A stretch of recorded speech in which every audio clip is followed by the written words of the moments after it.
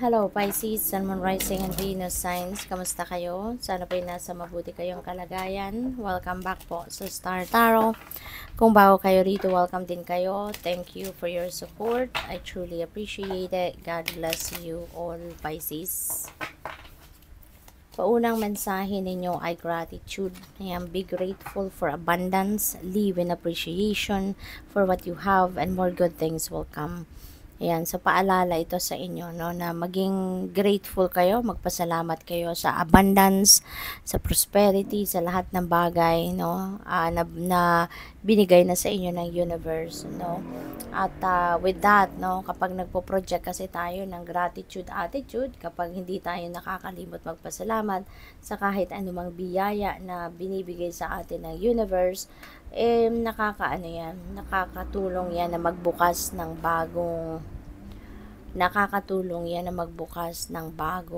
pinto, no, para sa mas maraming biyaya, para sa mas maraming blessings, and para sa mas maraming magagandang bagay, no, na dadating or dumating sa buhay natin. So, what else? We have quest, be bold, and mighty forces will aid you. Take action, good luck favors the brave. Ayan, so maaari ang iba sa inyo dito is on a travel or baka mag-i-embark on a travel.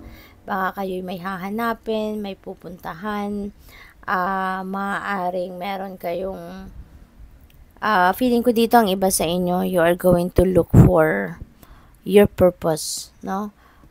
Baka ang iba sa inyo dito, gusto nyo nang hanapin ang deeper meaning of your existence, no? Gusto mo nang hanapin ngayon kung ano yung para sa'yo, 'di ba? Kung saan kayo dapat mapunta, yung ganun ba, no? So, maaring you are going to take action now. What else? We have mercy. Let compassion fill your world. Offer kindness to all living things. What you give, you also receive. Ayan, so naturally, siguro si Pisces is a very compassionate person, no? Maaring maawain ka din talaga, matulungin ka, loving ka, very supportive ka. Kaya ngayon, no, maaring you are going to display again, no, your compassionate heart towards other people. At hindi lang yan, baka ang iba sa inyo din, baka kayo din, ano, baka nangangailangan din kayo ng compassion ng iba. So, pwedeng ganun din ang ganap. But for those who are always giving, or to those always very helpful of other people, you know, sinasabi dito na what you give, you also receive. Kung ano yung binibigay mo sa iba, ano yung tinutulong mo sa iba, yan ay babalik din sa'yo, no? Meron din mga tao na magbibigay niyan sa inyo. Meron din mga tao na magbabalik niyan sa inyo, no? What else? We have creation. Remember your thoughts, shape your future, your words create today, your choices become your reality. Okay? So, alalahanin ninyo, no, na kung ano ang laman ng isip ninyo, yun din ang nangyayari sa inyong 3D reality, or kung anong laman ng isip ninyo, yun ang magta-translate, no, sa inyong realidad. Kaya kailangang aware kayo, no, na sana'y laging mabuti lang ang laman ng isipan ninyo, laging mabuti lang ang isipin ninyo, kung ano lang ang positibo, para nang sa ganon, yun ang mangyari sa inyong 3D reality. Nang sa gayon, yun ang makita mo, no, sa buhay ninyo. So, what else?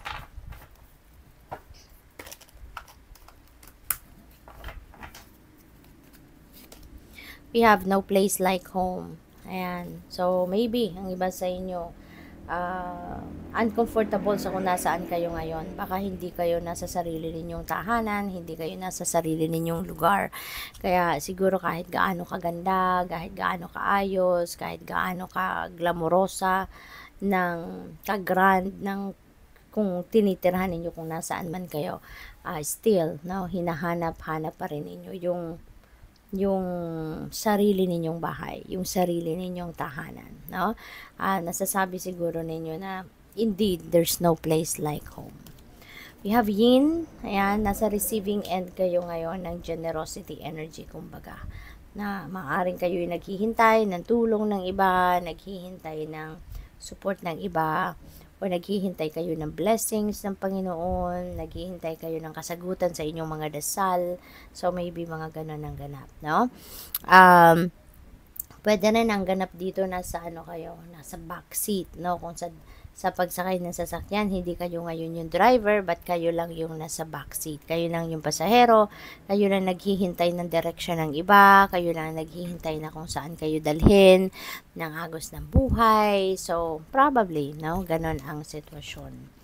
We have fork in the road. Meron ditong decision making na maaaring kinakaharap kayo, pero nandoon kayo sa punto na indecisive kayo. You don't know yet kung saan kayo papunta. You don't know yet kung anong pipiliin ninyo, left or right. Diba? Hindi kayo makapag-decision pa kung ano ang dapat ninyong gawin sa ngayon. What else? We have happy. Wow, napakaganda. So, magiging masaya din kayo eventually. Maaaring may mga external factors dito na magiging dahilan ng inyong pagiging ekstrang masaya, no?